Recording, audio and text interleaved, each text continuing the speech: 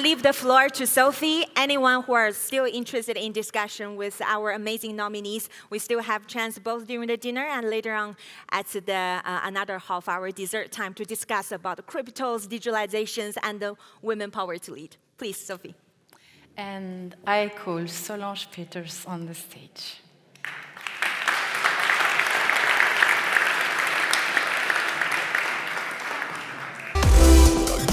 Hit the music. The music.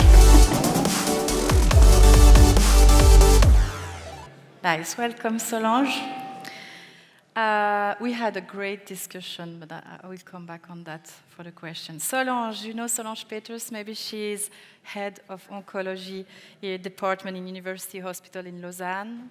She is oncologist because you know why she decided to be a medicine? She chose medicine when she was in the university because her main goal was being able to connect people. So she didn't know if she wanted to be a lawyer. Where is Leila? But she decided to go in the medical part. She is especially, what was very interesting in our discussion, we will not discuss about female issues tonight with Solange, we will discuss about diversity, right? Fine. That's very important. She is also an internationally recognized and active speaker, really. She made speech in front of 10,000 people. This is why I'm very under pressure when she's next to me. And she wants to advance the oncology issues and the role of diversity. And I'm sure in this room a lot of people are touched by this subject. So please, Solange, I ask you to sit down. And if you want to prepare the questions for Solange Peters, please use the QR code. I don't want to be on your side, so do not hesitate to have ready the questions you want. Diversity during our discussion was very important. It's not for you a question of female, and I think this is something you're going to come back on the answers you were giving me. I was very impressed by the energy from Solange. I've been through internet looking also at her speeches, and she's just incredible. So first of all, thank you for what you do in this health domain, which is so important. Health is a central concern. We are all touched in a way with this cancer, which is just I would say amazing. This is not the word, but a very important injury and all that. So thank you for what you do. Thanks for having me. Yeah. How would you summarize this major issue? Because we talk about the diversity needed, and how would you summarize this woman diversity need with digitalization, which is very now important in health, and humanization? Thanks so much. It's a complex question. When I also had to go through the title of the evening, I will, at the end of my answer, you will understand that I did struggle a bit with the title. So first of all, digitalization is present everywhere in medicine now. Probably where it's more present might be the highly technical disciplines of medicine. Oncology is one, where you probably don't realize that there are two definitions. The digital health, we call it telehealth, or the digital medicine, we call it telemedicine. Sometimes it's confused. People use the two words to mean the same thing. But it's pretty different. Digital health, telehealth, is your daily business, right? It's your Apple Watch connected, giving you your pulse and your sleep. It's what you see on the web about your diet, your training, how you could do a cognitive behavioral training at home. All these things is about telehealth. Telemedicine is how to perform medicine in a remote manner.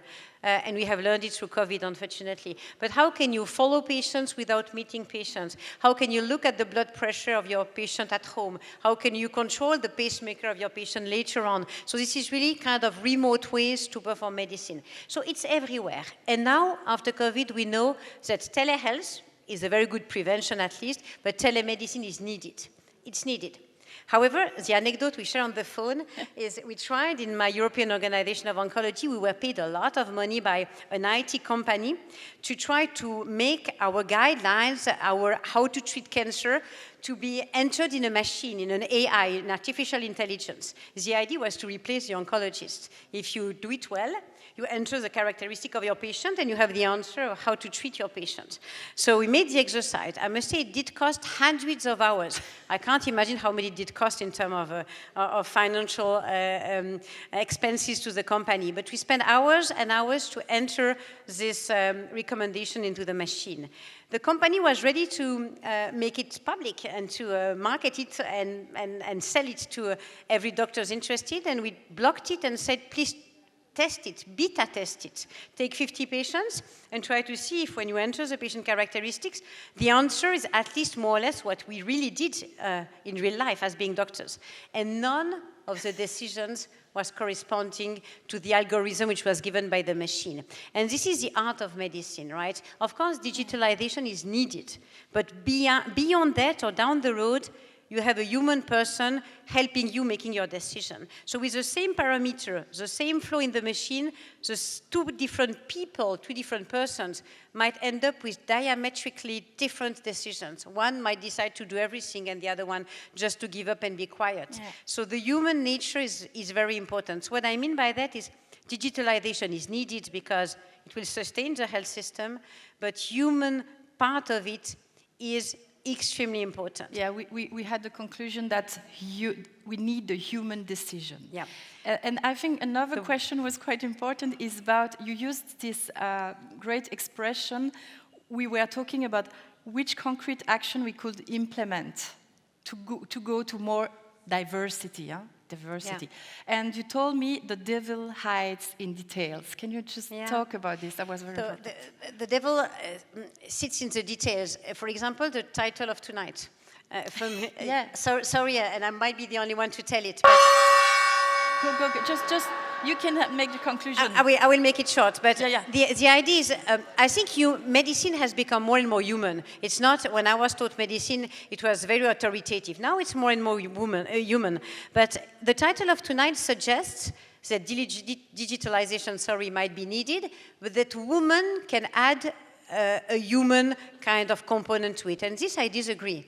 I have absolutely no reason in my professional life and personal life to think that women are better in the human part of it, in the social part of it, in the psychological part of it, and men are better in coding. I'm very good in coding, and I think I'm quite a human doctor, and my colleagues who are men can be extremely human. So I think the devil is in the details, because with a title like tonight, you suggest that the human part of medicine, banking, science, sport makes it human. And that's not true. The women don't make it human. What makes things human is the diversity of the priorities of everyone, men and women. So I think that we have to be careful. That was an important point. So now we can go to the question of the audience. And if you want to share with her later on this question, please do not hesitate. We're going to be on the other side for the dessert, so you're going to have time. So let's try a technical question. The first one. Yeah. How impactful will mRNA be for oncology? I would love to know who asked the question. So basically, interesting. mRNA has become successful and well-known and preeminent with the COVID, of course, because it was the way we did vaccine people in a very flexible way against COVID. It's a long time, probably 5 to 10 years, that we try to customize mRNA vaccine against cancer. Makes sense. Instead of COVID, you target proteins which are expressed by cancer cells. Until now, the technique was not really good, meaning that we could always improve it in how much of the protein to be recognized is expressed. Now the technique is good, maybe thanks to COVID, unfortunately. And we have the first data set in one cancer, which is called melanoma. You know, this black cancer you can have on the skin. The first data in patients who had big melanomas but resected. Half of them received a vaccine, half of them received no vaccine. And you divide the risk of relapse by 2. So where is mRNA vaccine in cancer? Just starting, but it will change cancer care. Thank you. That was clear. As we discussed. How do you see AI in the medical sector And would you say we can trust it as promising and helpful to the future of medicine? This is one of the topics you also are working on. I fully trust AI. I fully trust the technique behind these developments.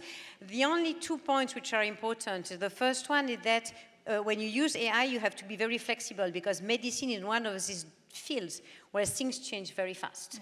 So the AI technique has to be adapted and flexible enough that all the changes are in real time implemented into the intelligence, into the machine. So second thing again is when you have qualified what are the options, there are always 2 and 3 options.